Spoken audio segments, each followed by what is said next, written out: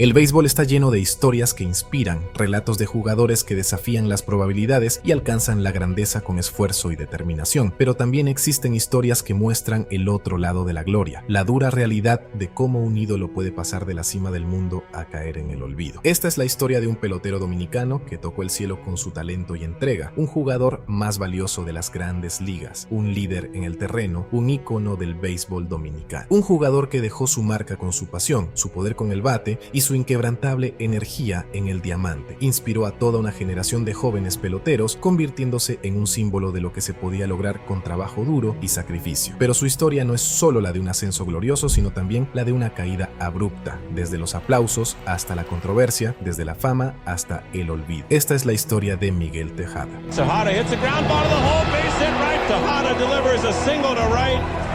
Fastball hit to left field deep. King sail back on. It's a grand slam cycle in Oakland A's history. Tejada swings and a back to left. Moment to himself, he can't believe what he just did.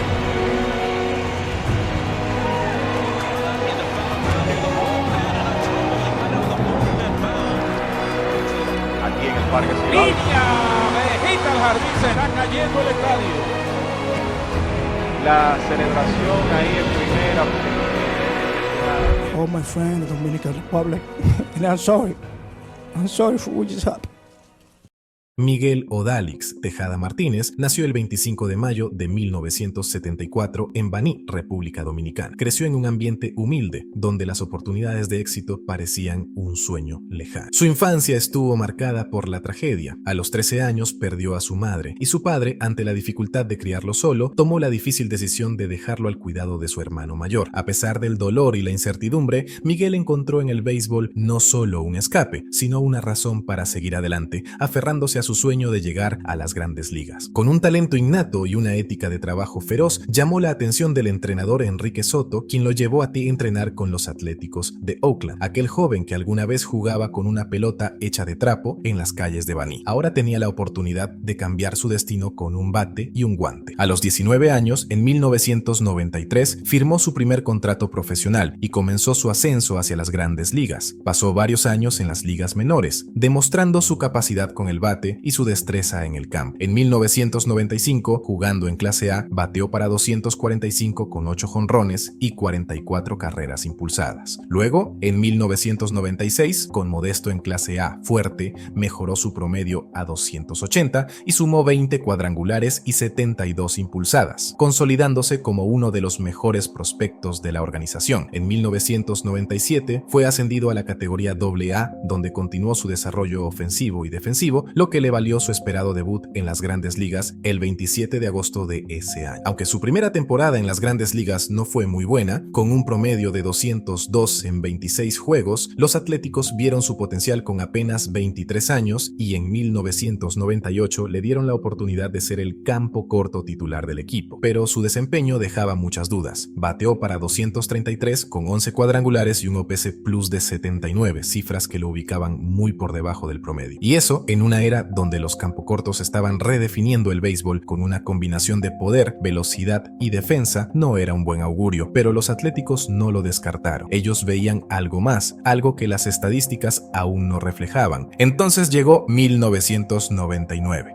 Ese año, Tejada tuvo una mejora increíble. Elevó su promedio a 251, conectó 21 jonrones y aumentó su OPS Plus a 95. Un salto descomunal si se considera el contexto de la época, porque esta no era cualquier era la era de los titanes del campo corto. En la misma liga donde Alex Rodríguez destrozaba récords, Nomar Garciaparra dominaba con el bate y Derek Jeter brillaba en el mejor equipo del momento, Miguel Tejada comenzaba a meterse en la conversación. Lo que hizo en 1999 no fue solo una mejoría, fue una declaración. En una posición repleta de futuras leyendas donde solo los mejores sobrevivían, Tejada no solo resistió la presión, sino que empezó a hacerse notar. Su ascenso no fue inmediato, ni su talento talento reconocido de la noche a la mañana, pero algo era claro: Miguel Tejada estaba subiendo de nivel y no iba a detenerse ahí. El año 2000 fue el momento en que Miguel Tejada finalmente explotó. Después de 2 temporadas de crecimiento y aprendizaje, se convirtió en el jugador que los Atléticos habían estado esperando. Ese año dejó de ser una promesa y se transformó en una estrella. Su ofensiva se disparó: 30 cuadrangulares, 115 carreras impulsadas y un promedio de bateo de 275, elevando su OPS plus a 11 puntos por encima del promedio de la liga. Los números eran de un jugador de élite, pero lo más importante es que ahora Tejada jugaba al nivel de los mejores campocortos del momento. Ya no estaba intentando alcanzarlos, ahora era parte de ellos. La diferencia en el terreno era evidente. Tejada ya no era un joven tratando de mantenerse a flote en una liga dominada por superestrellas. Ahora era un pilar ofensivo y defensivo, el tipo de jugador que podía cargar con un equipo y marcar la diferencia en los momentos clave. Los Atléticos sintieron ese impacto de inmediato. Con él liderando el camino, el equipo ganó 91 juegos y se coronó campeón de la División Oeste de la Liga Americana. El sueño, sin embargo, no duró mucho. En la serie divisional, los Yankees de Derek Jeter los eliminaron, pero esta vez la sensación era diferente. Los Atléticos no eran un equipo en reconstrucción, eran un equipo listo para competir, y lo mejor estaba por venir. El 2001 no fue solo otra gran temporada para los Atléticos de Oakland. Fue un año que quedó inmortalizado en la historia del béisbol, una de esas campañas que con el tiempo se convierten en leyenda, no solo por su desempeño en el campo, sino porque ese equipo desafió todas las probabilidades y dejó una marca que ningún otro equipo ha podido superar desde entonces. Para Miguel Tejada, este fue el año en que su estatus como estrella quedó grabado en piedra. Si en el 2000 había demostrado su valía, en el 2001 se consolidó como uno de los mejores campocortos del béisbol. Su ofensiva se mantuvo impresionante: 31 cuadrangulares, 113 carreras impulsadas y un OPS plus de 11 puntos por encima del promedio de la liga. Pero más allá de las estadísticas individuales, su impacto en el equipo era innegable. Los Atléticos lograron una hazaña que parecía imposible en el béisbol moderno. Ganaron 20 juegos consecutivos, estableciendo un récord de la Liga Americana que hasta el día de hoy sigue intacto. Durante esa racha, el equipo pasó de ser un conjunto talentoso con aspiraciones a un fenómeno imparable, una máquina de ganar juegos que capturó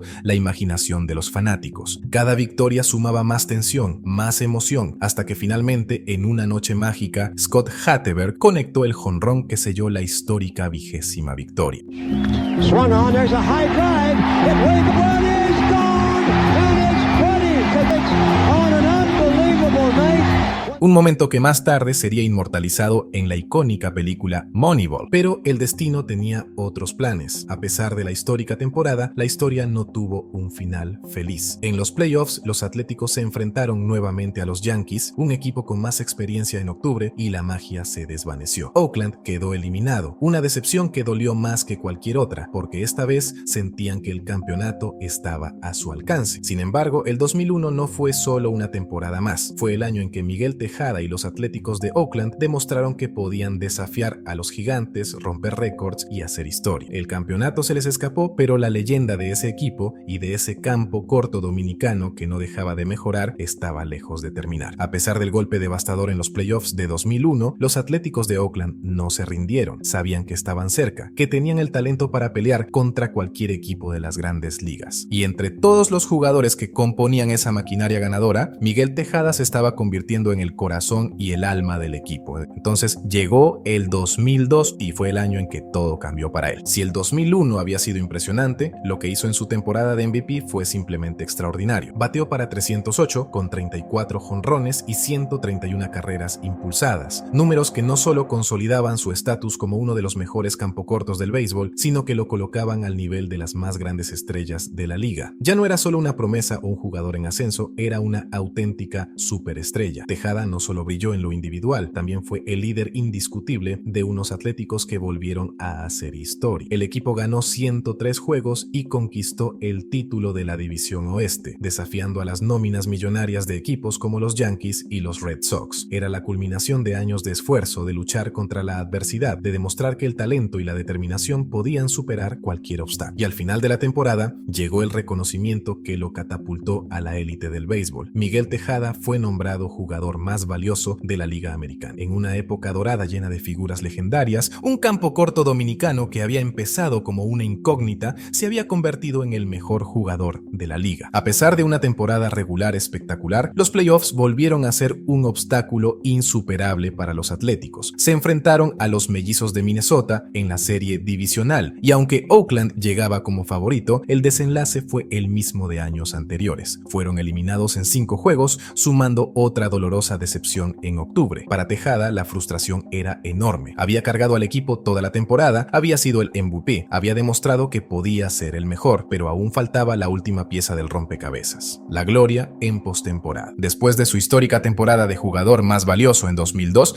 Miguel Tejada volvió en 2003 con la misma intensidad, demostrando que su éxito no había sido una casualidad. Aunque sus números no fueron tan espectaculares como el año anterior, siguió siendo el líder indiscutible de los Atléticos. Conectó 27 jonrones, impulsó 106 carreras y bateó para 278, manteniéndose como una de las piezas más valiosas de la alineación. Más importante aún, Oakland volvió a ganar la división oeste, esta vez con 96 victorias. Los Atléticos estaban en su mejor momento, construyendo una de las dinastías más intrigantes del béisbol moderno. Pero había un problema que no podían ignorar: el tiempo de Miguel Tejada con el equipo estaba llegando a su fin. Los Atléticos volvieron a los playoffs con la esperanza de por fin superar la barrera de la serie divisional. Sin embargo, la historia volvió a repetirse. Se enfrentaron a los Boston Red Sox y, una vez más, fueron eliminados en 5 juegos, alargando la maldición de un equipo que parecía destinado a quedarse corto cuando más importaba. Y entonces, con la eliminación en octubre, llegó la noticia que muchos ya veían venir. Tejada era una superestrella, un jugador que cualquier equipo querría tener, pero Oakland, con su limitada nómina, simplemente no podía competir con las ofertas millonarias que estaban por llegar. Así que después de 7 años con los Atléticos, su etapa en Oakland llegó a su fin, y el siguiente capítulo de su carrera lo llevó a un nuevo destino, bajo un contrato de $72 millones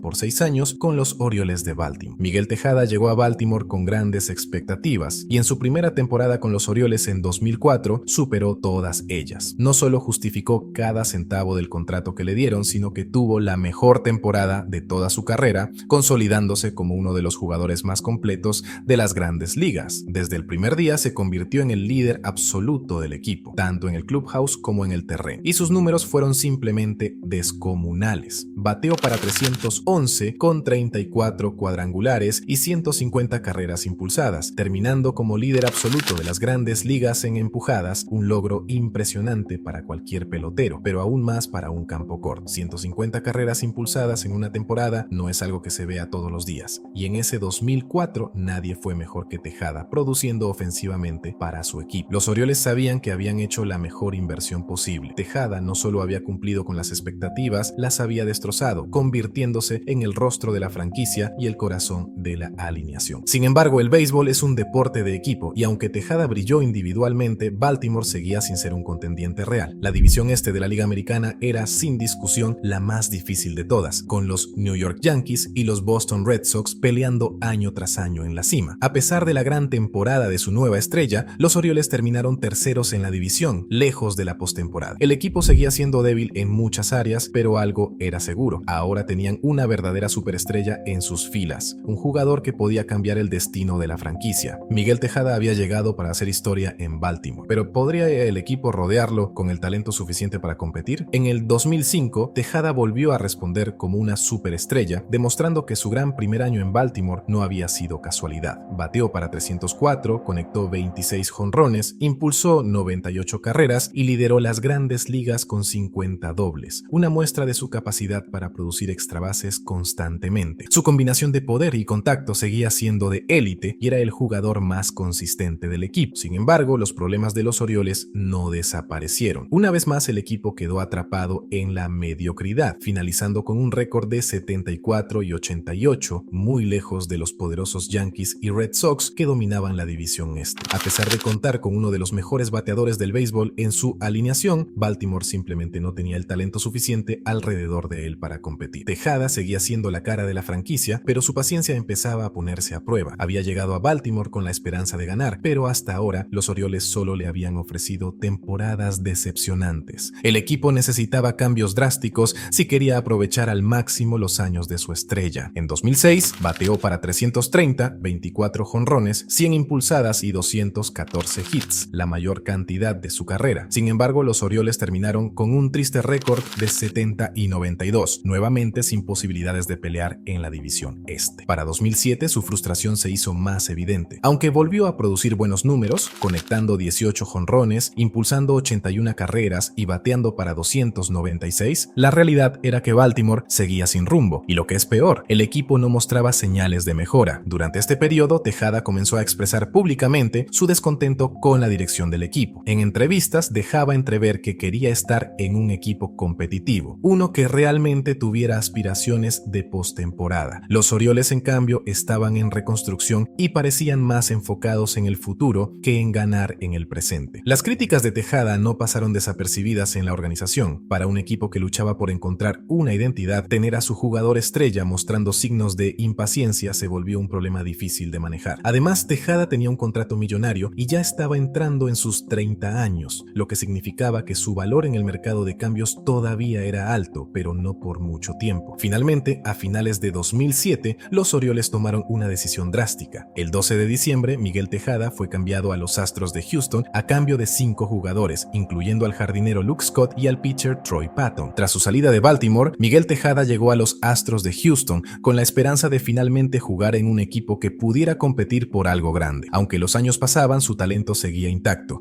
y en su primera temporada en 2008 demostró que aún podía rendir al más alto nivel. Bateó para 283, conectó 13 jonrones, impulsó 66 carreras y sumó 38 dobles, siendo una pieza clave en la alineación de Houston. Sin embargo, el equipo no logró dar el salto esperado. A pesar de terminar la temporada con un récord de 86 y 75, los Astros quedaron terceros en la división central de la Liga Nacional y fuera de los playoffs. Era un equipo competitivo, pero no lo suficiente para luchar contra los mejores. Para 2009, Tejada tuvo una gran temporada a nivel individual, mejorando sus estadísticas de forma notable. Bateó para 313, conectó 14 jonrones, impulsó 86 carreras y lideró la Liga Nacional con 46 dobles, demostrando que su capacidad ofensiva seguía siendo de élite. Sin embargo, Houston no tuvo el mismo éxito que el año anterior, terminando con un récord de 74 y 88, muy lejos de cualquier aspiración de postemporada. Pero el 2009 no solo estuvo marcado por su rendimiento en el campo. Ese año, Tejada vivió uno de los momentos más oscuros de su carrera. El escándalo de los esteroides en las grandes ligas había sacudido el deporte en los últimos años, y Tejada, quien en el pasado había negado cualquier relación con el dopaje, fue acusado de mentir al Congreso de los Estados Unidos en 2005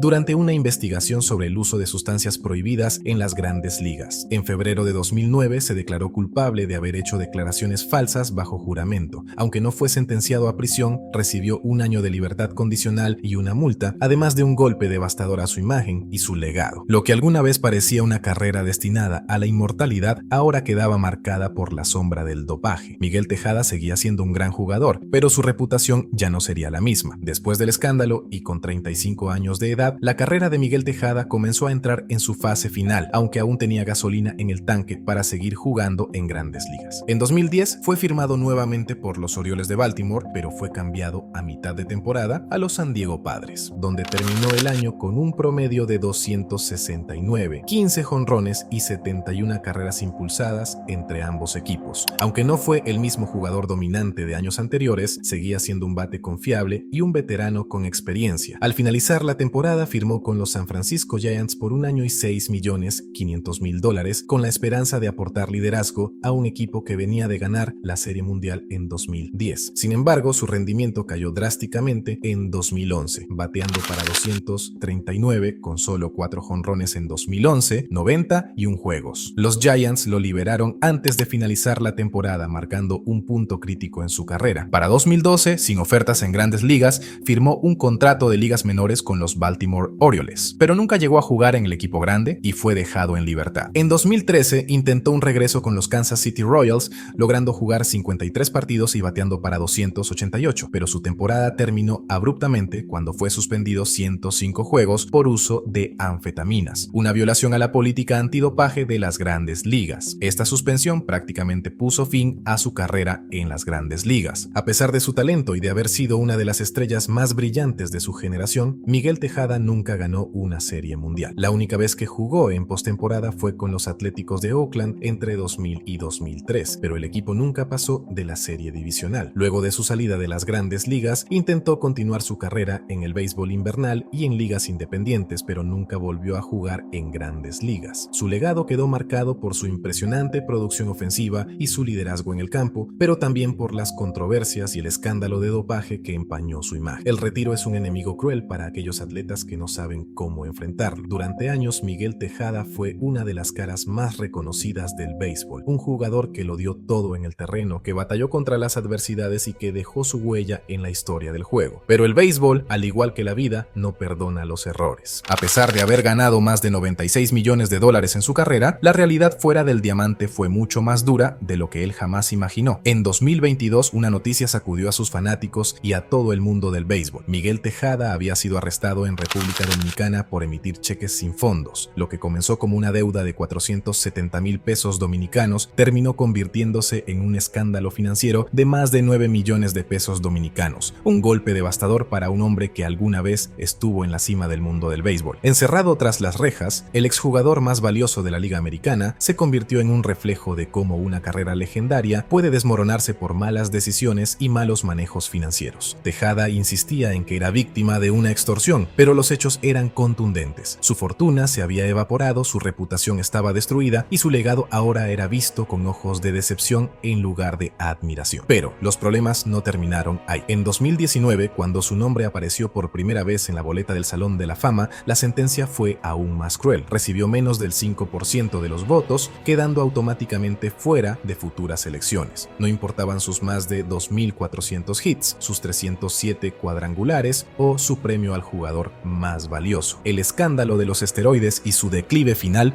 pesaron más que sus logros dentro del terreno de juego, y lo más doloroso aún estaba por venir. En 2022, sus trofeos y reconocimientos fueron embargados debido a sus deudas. Todos esos símbolos de grandeza, los recuerdos físicos de una carrera que había brillado intensamente, desaparecieron. La imagen de Miguel Tejada, el hombre que una vez fue el mejor jugador de la Liga Americana, ahora quedaba reducida a la de un ex pelotero caído en desgracia. Historias como la de Miguel Tejada nos dejan una sensación agridulce. Por un lado está el jugador extraordinario, el campo corto que desafió todas las probabilidades, que emergió de la pobreza en República Dominicana para convertirse en una estrella de las grandes ligas, un líder dentro del terreno, un hombre que inspiró a miles con su entrega y su pasión por el juego. Pero por otro lado está la dura realidad. Las malas decisiones pueden pesar más que los logros, y en el béisbol, como en la vida, no siempre hay segundas oportunidades. Su historia no debería ser solo una advertencia, sino también una reflexión sobre la fragilidad del éxito. El talento y la disciplina pueden llevarte a la cima, pero la falta de preparación para la vida después del béisbol puede hacer que la caída sea aún más dolorosa. Y eso es algo que demasiados atletas aprenden demasiado tarde. A pesar de todo, Miguel Tejada sigue en pie, luchando por reconstruir su vida, tratando de redefinir su legado más allá de los escándalos y las controversias. El béisbol ha seguido adelante sin él, pero su historia aún no ha terminado. Quizás nunca ingrese al Salón de la Fama, tal vez nunca tenga el reconocimiento que alguna vez soñó, pero lo que sí es innegable es que fue un guerrero del diamante, un pelotero que dejó su huella en la historia del juego. Y aunque su camino estuvo lleno de errores, también fue testigo de momentos inolvidables, de cuadrangulares que encendieron estadios, de jugadas que hicieron vibrar a los fanáticos y de temporadas donde demostró que por un tiempo fue uno de los mejores de su generación. El béisbol le dio todo y también se lo quitó, pero si algo nos enseñó Miguel Tejada en su carrera es que nunca dejó de pelear, sin importar cuán difícil fuera la adversidad. La gran pregunta es, ¿podrá escribir un capítulo de redención en su historia? Porque si hay algo que el béisbol nos ha enseñado es que siempre hay una última oportunidad para aquellos que se atreven a luchar por ella. Gracias por ver este video y nos vemos en la próxima.